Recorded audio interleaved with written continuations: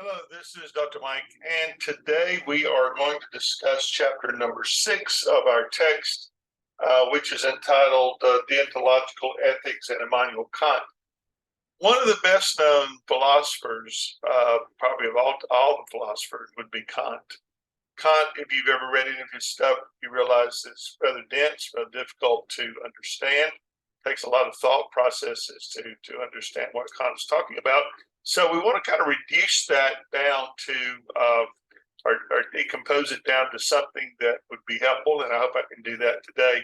Uh, Basically, Kant, we talk about two different kinds of ethics with him: consequential and non-consequential approaches to ethics. Consequential ethics approach says that there are consequences or there are outcomes to an action, and you to determine whether it's morally right or morally wrong. Utilitarianism that we discussed is an example of a consequential ethics that emphasizes the greatest happiness for the greatest number of people. So there's a definite outcome to utilitarian ideas. On the other hand, non-consequential approaches to ethics consider the inherent qualities of the action, things like duty, things like rights, things like justice. And so when we consider those things, it's a very different level to determine whether it is morally right or morally wrong to do something. We think about duties and rights and justice. Deontological ethics is an example of a non-consequential ethics that emphasizes moral rules and moral duties. So Immanuel Kant would fall into that category. These approaches to ethical focus on moral rules and moral duties rather than on consequences. There are different deontological approaches. Kant's view of ethics was based on moral philosophy of Immanuel Kant, and it emphasizes the inherent dignity or the inherent worth of every individual and focuses on the moral rules that govern our actions.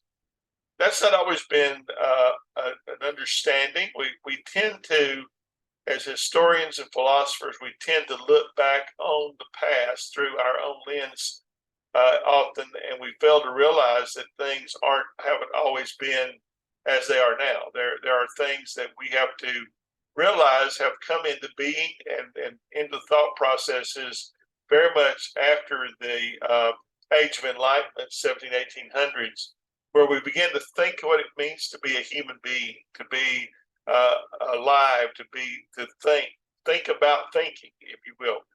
That wasn't done a great deal in our history up until recent days, maybe with the Greeks, and then of course with the fall of Rome in 476. From there until about 1200, the West was in the Dark Ages. There wasn't even any literacy going on, very little writing, and so it's impossible for us to see a lot of progress being made. That's why it's called the Dark Ages. There was virtually no progress. When we come into the 1200s with the Renaissance and then with the Protestant Reformation and finally with the Enlightenment, people began to think again and to consider what it means to be human and the value of the individual. In ancient history, one of the great things about the Hebrew nation that they contribute to us was this value and worth of a person. And they presented a timeline of history. It was a linear view of history where there was a beginning, a middle, and an end, and people were they were headed somewhere. They had a purpose. It's hard for us to realize that there was a time when people were just pretty much fodder for the military machine of some king.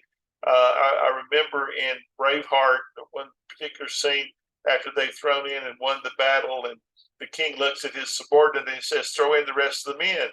He said, "Sir, but they'll just be slaughtered." He said, "Well, don't we have more?" I mean, that was the view of human life. You were fodder for the battle machine to be thrown in. And most of the people that went out to fight might have a hoe or a rake in their hands. They did not have a weapon. They were just there to slow down the enemy, and then the army would stop them. And so there was very little human value. And so Immanuel Kant, in most of his writings, will emphasize the value of humanity, the inherent dignity, the worth of the individual, and he will focus on moral rules of that govern our actions. He talks a lot about the divine command theory. We've heard this before. We've talked about this before. This is the concept that's based on the idea that ethical principles are derived from religious scriptures and divine commandments. So let's think about that for a moment. God told me to do such and such. In your text, and we're going to write about this, is the story of Abraham and Isaac in the Old Testament, which is a really interesting case study to look at, because God commands Abraham to offer his only son that he's waited on until he's 90-something years old, and his wife's 90 years old, and God gives him this son in his old age, and then God tests him to see if he's willing to sacrifice his son. That sets up a real ethical dilemma, because we don't murder. That's usually one of our ethics, and yet God tells us to commit something that is different from what our ethic is. And so the story is there, and we'll talk about that later. But based on the idea that ethical principles have been derived from this divine command, God told me to go and do this. Well, you have no way to test that against anything else, because you didn't get a written letter from God. It didn't fall out of heaven. So you're basically going on your own premise, and there's some problems with that. And then even reading the scriptures, you can read the Bible, and the Bible says something, and you take the message from that very differently than what the text itself says. And we normally would say, well, God spoke to me and told me to go here as a missionary, or to go there, or whatever. So Immanuel Kant will define that as being outside his idea of moral laws. Rights-based ethics focuses on inherent rights and freedoms of individuals and the duties of others to respect and to protect those rights. This will come into play very early in the founding of the United States, because we have people beginning to think now for almost 300 years. The English had been thinking about what it meant to be a human being, to be free, what it meant to have a king, what it meant to have rulers over us. And so they had already limited the rights of kings in 1215 with the Magna Carta. They had set up in 14 to 1500s the House of Lords and House of Commons to rule and to make laws. And so by the time we get to 1700s, with some exception, the king was pretty much a constitutional monarchy that was limited, but there was also a constitution that guaranteed the rights of every Englishman to be free, to be able to make his own choices, and all of those things. And so rights-based politics became a part of ethics from a very early start, and it focuses on these inherent rights and freedoms of individuals and the duty of others to respect those. The government has to respect the rights. We have that in the United States. You are arrested, you have the right to a speedy trial, you have the right to appear before a judge, have bonds set with all due diligence.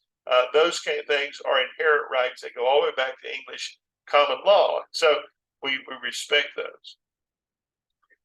Immanuel Kant used a term called categorical imperative, or a hypothetical imperative. Hypothetical imperatives are conditional statements that prescribe a course of action for achieving a particular goal or an end. For example, if you want to be healthy, you should exercise regularly. That is a hypothetical imperative. If you're going to be healthy, exercise regularly. In contrast, a categorical imperative is an unconditional moral command that applies to every rational being, regardless of their desires or goals. Think about this example. Always treat others as ends themselves and never as a means to an end.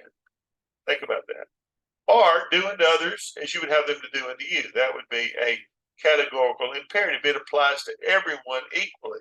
Every person in the cohort should live by that rule. That would be a categorical imperative. There are two things that kind of come out of that. We get universal law out of that. Act only according to that maxim, by which you can at the same time will that it become a universal law. Any law that you exercise should be of the kind that it would work anywhere, anytime, any space, and would encourage all people everywhere to want to join that. Think about the democracy in America. How many people through those generations have wanted to come to America based upon the freedoms and the rights and the laws that we have? How many countries have adopted the laws that America has? And so you can see how important it is that the categorical imperatives that we live by are maintained and kept up to date. This means we ought to act only on those principles that we want everyone else to act on in a similar situation. Number two, the formula of humanity. Always treat humanity, whether it is your own person or any other person, never merely as a means to an end, but always at the same time as an end itself. That's a very weighty statement. You treat everyone basically the way you want to be treated. This means that we should respect the inherent worth and the dignity of every individual and never use them merely as a tool to try to achieve our own ends. You can see that very well in politics when politicians will want to do anything, say anything to get elected, and treat the people, promise them anything to get elected. And then in the end, it was just to get what they wanted out of them. And so that's part of a major problem. Immanuel Kant talked about duties, and that's a word that's probably kind of harsh, but duties, we have duties, we are obligated as human beings, perfect duties and imperfect duties, he designates. Perfect duties are those that must be filled in every case, and failing to do so would be morally wrong. For example, the duty not to kill innocent people. If you kill an innocent person anyway, regardless of the fact that you have this imperative not to, that would be a terrible, thing to do. In contrast, imperfect duties are those that we're obligated to fulfill. Not to kill innocent people, and then the imperfect duties, but there's some flexibility to do so. For example, the duty to help other people in need. Say you see someone that, as I did the other day, a young man playing violin at the grocery store in the parking lot for money, and it was my choice whether I helped him. Nobody was compelling me to do so. Nobody was encouraging me to do so. He was simply playing violin very beautifully, and he had a box there with money. But you see, that would be a imperfect duty. I don't have to help him, but if I do that, it is a ethical decision. I choose to make that my duty to be a part of his life and to help his family or whatever it was he was working for. So that sounds pretty weighty, right? I mean, that's a much simpler, I think, than what you'll get in the textbook read, but understand that these are Kantian principles of his idea that we have duties that we must perform, must, as in the case of not killing innocent people, bystanders in a war. We don't kill children and babies intentionally. But you understand there are countries that have exactly different motives and duties. Apparently, the Russians don't mind kidnapping and killing Ukrainian children and taking them back to Russia or killing them. That would be for them, they're violating the rules of world order. Last week, Mr. Putin orders were given for his arrest for war crimes for that.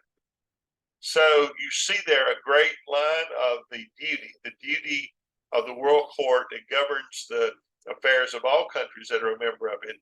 Keep people from committing war crimes says you don't shoot, you don't kill children, and you don't kidnap children. So here he is in violation of that. So orders were given for his arrest to be brought back to The Hague for trial. So how do we apply Kant's premises of reasoning to real life situations? Well, think about, first of all, the duty to tell the truth. According to the Kantian ethics, we have a perfect duty to tell the truth, as lying would violate the formula of universal law. The lying goes at the very heart of what would destroy us. Therefore, in cases where lying would harm others, such as in a court of law, we have a duty to tell the truth.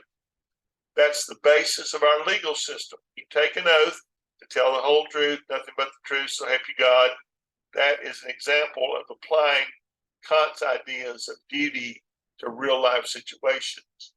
And if you lie on the stand and it's further proven, then you can be arrested and punished for that.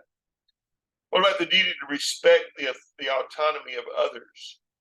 According to the formula of humanity, we have a duty to respect the inherent wealth and dignity of every individual. Therefore, in cases where individuals are being coerced or manipulated, such as in the case of human trafficking, we have a duty to help them regain their freedom and autonomy. Think about that. You're at the grocery store, you run into a group of girls that are being human trafficked. To keep your mouth shut and to say nothing and to let that go on would violate the rules of humanity, of dignity, of worth. And by doing something, you are holding up humanity. So that would be very much a Kantian idea. The duty to help others in need. According to Kantian ethics, that we have an imperfect duty to help people. Therefore, in cases where individuals are suffering, as in the case of poverty or natural disasters, we have a duty to help them in whatever way that we can. The earthquake recently in Turkey was huge. I mean, thousands of people died. And I noticed where Cristiano Ronaldo, the famous soccer player that's been in all the newscasts for the last 6 months, outfitted an entire airplane with supplies and sent that as his contribution to help. He didn't have to do that. That was a imperfect duty, but I'm sure that his Muslim religion encouraged his giving and his giving of alms and helping of others, just like Christianity would. When we have floods and natural disasters, like we did with Katrina in Louisiana, like we've done with the hurricanes in Florida, there are untold numbers of people that have gone there to work and to do things, taken off from their jobs and left their lives and their homes to go and do that. That is an imperfect duty. They didn't have to go. Thousands of others didn't go, but for those who did, that was an ethical thing for them. They have a firm belief that they should go and help other people. So ethics is important. Ethics is vital in this area. I think Kant says some interesting things about its importance that we should listen to. And as you read the textbook, you will no doubt find it a little bit tough reading, but keep moving, go through it. You're better for the water having run through you, remember. And I hope that you'll see some things there that would be of help to you. And until next time, thanks.